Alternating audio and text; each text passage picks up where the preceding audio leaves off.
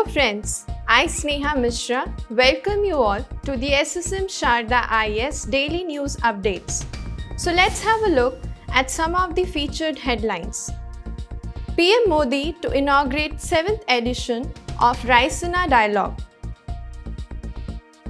Union Agriculture Ministry to launch Kisan Bhagidari Prathmikta Hamari campaign. 4-day Naval Commanders Conference begins today.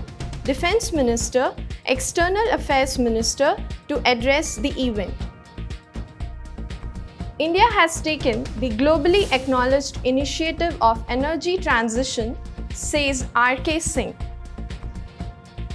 Home Minister Amit Shah addresses gathering on occasion of inaugural function of 150th birth anniversary of Sri Aurobindo in Puducherry.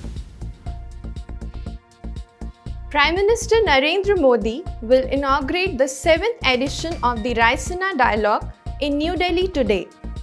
President of the European Commission Ursula von der Leyen will be the chief guest at the dialogue. Several former prime ministers of different countries and other dignitaries will also participate in the event. The 3-day dialogue is based on the theme Terra Nova, Impassioned, Impatient, Imperiled. There are 6 broad thematic pillars of the dialogue, including rethinking democracy, end of multilateralism, water caucuses, and achieving green transitions. Rajsuna Dialogue will have around 100 sessions with over 210 speakers from 19 countries.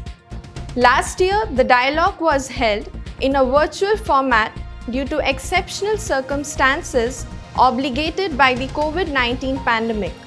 This year, the dialogue is being held in an in-person format. Ministry of Agriculture and Farmers Welfare will be organizing the Kisan Bhagidari Prathmikta Hamari campaign from today. The campaign, which will continue till 30th of this month, is being organized under Azadi Ka Amrit Mahotsav in association with various other ministries and departments. The Department of Agriculture Research and Education would be organizing a Krishi Mela at each Krishi Vigyan Kendra and field exhibition on natural farming. Union Agriculture Minister Narendra Singh Tomar will launch the country-wide workshop on crop insurance organized by Common Service Centre. A national Atmanirbhar Bharat conclave of 75 selected farmers and entrepreneurs will be under the campaign. Milestones of agriculture development in 75 years of Indian independence, including Green Revolution, self-sufficiency in food grain production, will be highlighted during the campaign. More than 1 crore farmers and stakeholders are expected to participate in the Kisan Bhagidari Prathmikta Hamari campaign. The 4-day Naval Commanders Conference will begin today. The conference serves as a platform for naval commanders to discuss important maritime matters at the military strategic level, as well as interact with senior government functionaries through an institutionalized forum.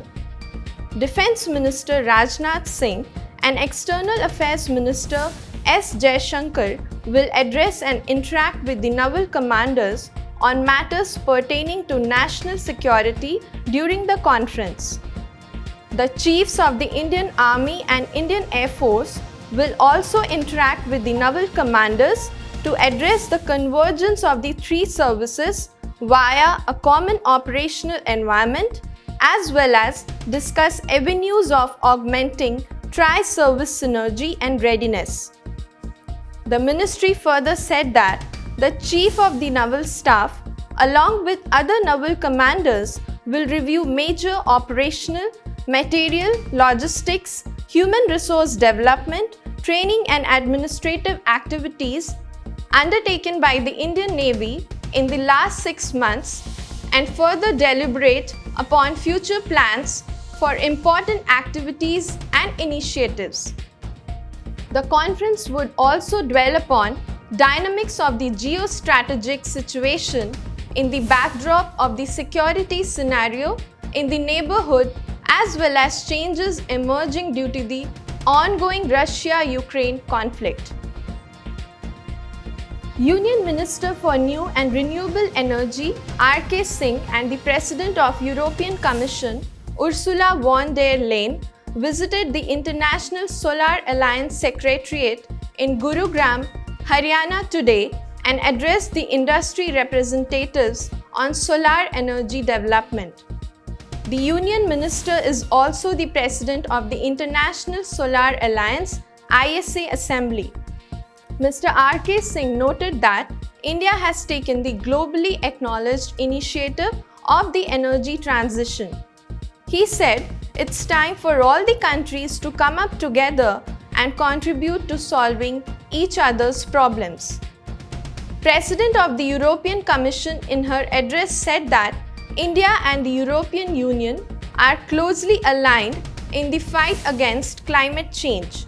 She said both India and the EU have embarked on their way to net zero emissions. She stressed the need to step up EU-Indian cooperation in developing solar energy.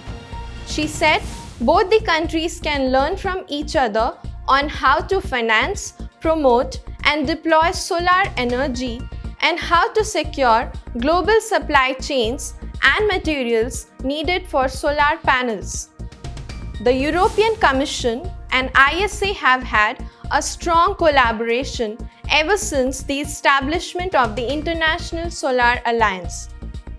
At COP24 in 2018, the EU and the International Solar Alliance signed a joint declaration to promote solar energy. Union Home Minister Amit Shah has said that if someone needs to know the spirit of the nation, soul of the nation, he needs to read the writings of Sri Aurobindo. Addressing the gathering on the occasion of the inaugural function of the 150th birth anniversary of Sri Aurobindo in Puducherry today, the Home Minister lauded the efforts of the Sri Aurobindo Society for the upliftment of the country. He also said, youth of the nation and the farmers should be taken care.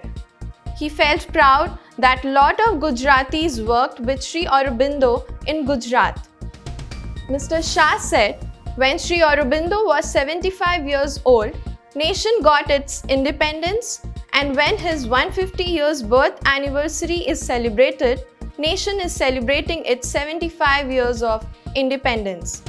Mr. Shah is on a day's visit to Puducherry. He was given a warm welcome at Puducherry Airport by the Lieutenant Governor Dr. Tamisilai Sundararajan and the Chief Minister of Puducherry N. Rangasamy, senior leaders of Puducherry BJP.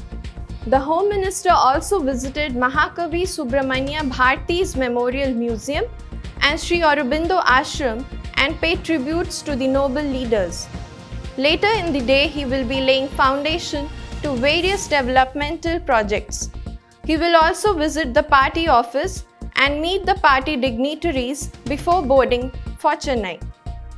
So friends, that's all we have in today's daily news updates. If you like our video, please do like, share and subscribe to our YouTube channel.